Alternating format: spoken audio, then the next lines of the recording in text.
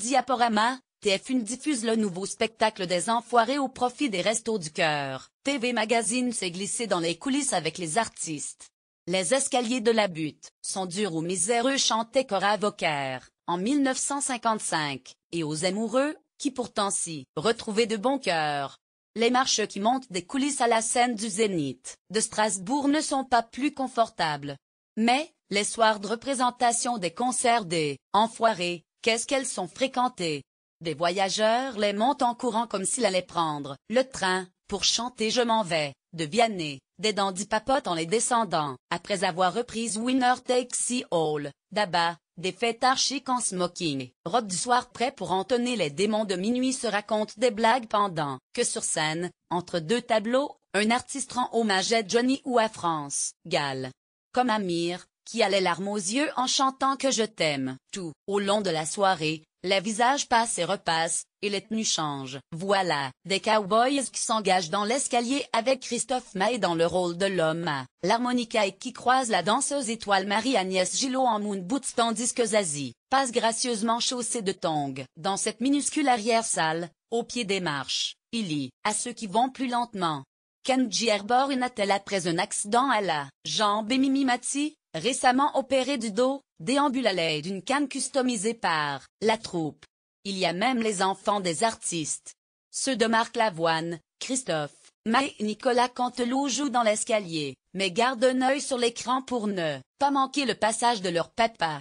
Oui, avec le temps nous faisons garderie aussi, s'amusent les maquilleuses et les coiffeurs, qui retouchent à coups de pinceau, de houppette de peigne le nez, les yeux et les perruques des artistes. Devant un petit miroir, talera juste une bretelle, Jennifer brille de mille feux dans sa mini-robe à paillettes. Elle a retrouvé avec plaisir Amir, son ancien candidat de The Voice.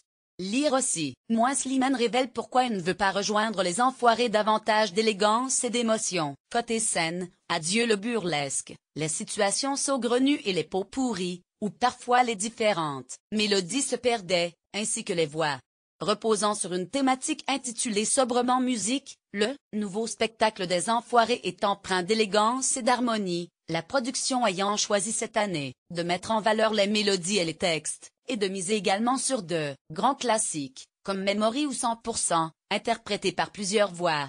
On voulait revenir au chant et à l'émotion, explique Anne Marcassu, la productrice du show et le choix des hommages à France Gall et à Johnny Hallyday a fait l'unanimité. La bande à Fifi rejoint les Enfoirés si l'édition 2018 est moins technicolore, l'humour et la bonne humeur sont toujours au rendez-vous, garantis par des auteurs qui plus que jamais, comme dans la chanson de Soprano, ont envie de faire le show.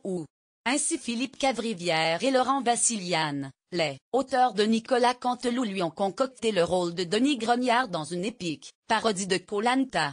Sans oublier l'infatigable Michael Youn, qui, depuis le départ de Jean-Jacques Goldman, travaille sur l'écriture du spectacle plusieurs mois par an. Le comédien est d'ailleurs ravi d'accueillir l'équipe de Babysitting et d'Alibi.com, Philippe Lachaud, Élodie Fontan, Tarek Boudali et Julien Ruti, qui se souvient avoir fait travailler à l'époque du Morning Live, sur M6. Des acteurs, surpris, heureux et fiers qu'on leur ait demandé de rejoindre les Enfoirés. Nous avons apporté notre bonne humeur et quelques blagues. Certains, tels Amir et Sébastien Chabal, espèrent bien qu'ils seront bizutés, comme eux l'an passé lorsqu'il avait du porteur un tutu. Liane Folly propose. Le bizutage, c'est dans ma chambre. Pour Philippe Lachaud, la pression vient de la salle, où se trouve son père, qui lui a fait répéter les chansons. Sa compagne, Élodie Fontan, bien que tétanisée, dévoile une jolie voix. Lire aussi, Richard Berry fera-t-il le poids face aux Enfoirés? Soprano dans les pas de Coluche et Goldman. Soprano, qui a signé la chanson phare, fait l'unanimité. Il a su dire avec poésie ce que nous sommes et ce que l'on fait, confie Amir. Le Marseillais, que les techniciens adorent, bizuté chaque année, cette fois il a reçu des chocolats emballés dans des photos de Neymar, précise, mon cobaye, c'est Patrick Fiori. Il teste la musique pour que chacun se sente à l'aise avec la tonalité, car le message est important.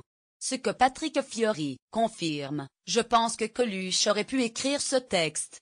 Le Corse adore ce premier rendez-vous de retrouvailles quand tous viennent enregistrer l'hymne. C'est à ce moment-là qu'on commence à savoir qui va faire quoi, explique-t-il.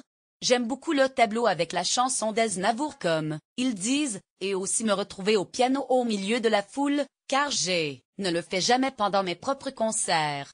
Notez que je ne m'habille pas en araignée non plus, dit-il en référence à une édition dédiée aux super-héros. Patrick Bruel veut le retour de Florent Pagny et déjà on pense à l'année suivante, peut-être la venue d'un nouveau sportif.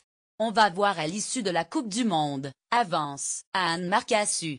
Vêtu en archange, Patrick Bruel émet un souhait, que Florent Pagny revienne.